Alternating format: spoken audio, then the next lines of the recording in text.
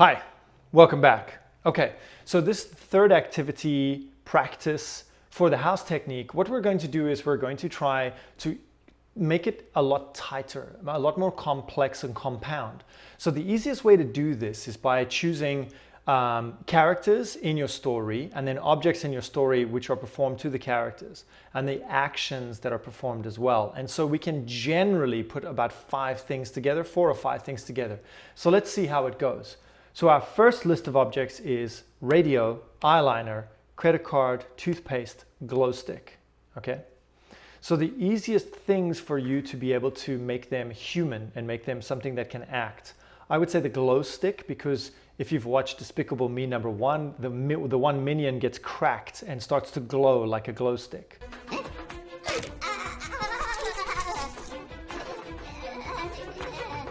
So that's pretty cool. So we've got a minion, and then a radio, for example, a talking radio could also be the thing that we could use. And you can imagine an animated version of like some kind of radio where the mouth is the radio waves. I'm sure you've seen this type of thing before. Okay, so by choosing our characters and then choosing our objects and interaction patterns. So there's toothpaste, so that could be quite easy. Toothpaste and eyeliner kind of go together. And so perhaps the radio is forcing the minion, to brush its teeth with a credit card and put on eyeliner with the credit card as well. And so the credit card is the double action. So we can even leave it by the radio is forcing the minion who is brushing their teeth to put on eyeliner with a credit card. And so that's quite weird already, the eyeliner with a credit card and interrupting the minion who is brushing their teeth. And the question is, where does this all happen? Well, we choose a room for your house. So let's say it's going to be your kitchen. The minion is brushing its teeth in the sink. The radio then attacks the minion, putting on eyeliner with a credit card. And the minion is screaming and, toothpaste is going everywhere and like the eyeliner gets into the minion's eye. And so we've got our story. Okay, and the way that we tell the story is very important. We need to repeat that sequence of events. For example, it's going to be minion brushing teeth, so it's glow stick, toothpaste. Then it's going to be radio, eyeliner with a credit card. Okay, and so we go in that sequence. So once again, it's glow stick, toothpaste, radio, eyeliner, credit card. And that's going to be the list that we make. Now, what we've done is just created one crazy scenario, but it's included 5 things that we actually needed to do together. So you can group these things as and when you want, but technically to remember 20 objects, all that we need to do is create one crazy memory, okay? So these are my examples. Please feel free to change them around and do what you like, but ultimately we want to just test, can you remember 20 things by only putting in 5 memories? Or 4 memories, sorry. So it depends on if you're going to group them as 4 or 5 things. So let's go to the next one now. For me, I've used the kitchen sink. I'm going to move on to the kitchen, the stove top. All right, so whatever it's going to be something with cooking or whatever. All right, so we've got perfume, Christmas stocking, helmet, rusty nail, and shovel. So the easiest things is that the shovel can speak and is part of it, and perhaps the helmet, like a headless horseman or like a ghost armor set that can open its flap and talk. So those are our 2 interactions. And we've got perfume, so of course you spray perfume. If you've ever had perfume in the eyes, it burns quite a lot, so I want to use that. The Christmas stocking can contain a lot of stuff, and then the rusty nails. Okay, that's quite visual and that's quite disgusting if you feel the texture of it, if you can smell the rusty nail as well. So what I'm going to say is that the helmet is busy cooking rusty nails, okay, over the stove. The shovel comes up behind it with perfume, it sprays the perfume in the helmet's face, and so the helmet's like, ah, and it takes all the rusty nails that are being cooked and puts them into a Christmas stocking and runs away. All right, and so you can imagine the water from the action of the shovel taking the nails out. It's going to be dripping this dirty kind of orangey brown liquid everywhere. The smell of the perfume, the helmet kind of like screaming, for example, ah, my eyes, something like that. The shovel itself is stealing the rusty nails so it can bury it, But if you can see a cartoon shovel in your head, that works very well. So kind of like a Fantasia, the wizard Mickey, the Sorcerer's Apprentice, that's pretty cool. All right, so our next one, we're going to use shoelace, piano, soy sauce, carrot, apple.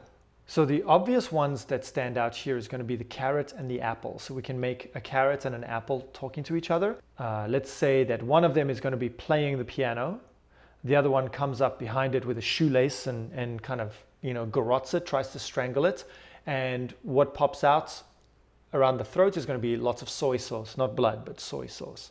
So we've got, I'm going to make the carrot playing the piano, and the apple is going to come up behind it with a shoelace, and then soy sauce will pop out. And so once again, it's this idea of my two actors are going to be the carrot and the apple. All right, my one actor is interacting with something, it's going to be the piano. And then my other actor with an object will then force a result out of that thing. And so it's going to be carrot playing the piano, then the apple comes up behind with a shoelace, strangles it, soy sauce pops out. So there we go. And then our last group is going to be bread, tire, pillow, milk, and sandal. Now, typically, I've had problems with the word sandal in the past. It's not something that's very vivid or visual. It's quite thin. It's weird. So an easy thing to do is to actually imagine a person who wears sandals that you know, or times in your life where you've worn sandals. Okay. So for the word sandal, I'm going to use a tourist walking on the beach in sandals. So we've all seen those tourists who walk around with sandals on, but also socks on. So that's quite funny. Okay. So sandals like that can work. Now we've also got two foods. So we've made foods characters before, but to make milk a character, a liquid, it's going to be quite difficult. So I don't want to do that.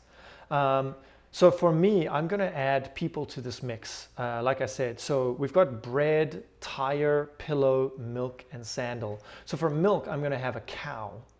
That's probably the easiest one. Where does milk come from? Cows. Great. Pillow, I'm going to imagine some type of goose because of the feathers. Okay.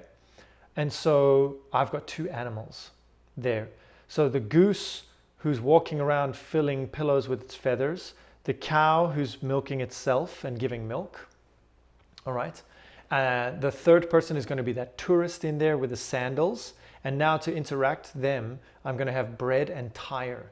So for example, I can have the two animals that are doing work. For example, the goose filling the pillow with feathers and the cow milking itself. They are doing this and sharing bread together. But let's say the cow is putting milk on the bread, and the goose, for example, is taking some of that milky bread and eating it, okay? Or putting some of it in the pillow as well. So it's quite weird. It's got our senses engaged. It's got liquid going everywhere. And of course, the tourist comes past wearing sandals and takes a picture of it. And so our vocabulary here is going to be pillow, milk, bread, sandals. And now the last thing that we need is a tire. So how can we put this all together with tires? That's quite strange. So we can imagine the tourist, for example, driving away very quickly. Somehow like the goose and the cow are surprised, like paparazzi, and they hate it, and they try to chase the tourist. So the tourist drives away, screaming away, and does that tire screech, that and out of there. So going through that story again, we've got all these elements. Now, this story was more difficult to think up. And you could see that on my face. I was struggling a little bit. I was like, whoa, this is quite tough. That's where your growth happens. The easy stories in those moments force you to just take a break. Whereas the more difficult stories force you to actually think harder and create more elaborate memories. And remember that the key to your memory and these types of techniques is to elaborate. Remember again, if we've got the idea of a memory and all of the neurons that connect to a particular memory are going to be roads into a city. And so the more elaborate, the more time you spend thinking up one, it's really more time that you're spending on making those roads better. I hope you enjoyed these activities. If you did, let me know in the comments below. If you had any problems, again, let me know. And yes, I will see you in the next video. I'm looking forward to it.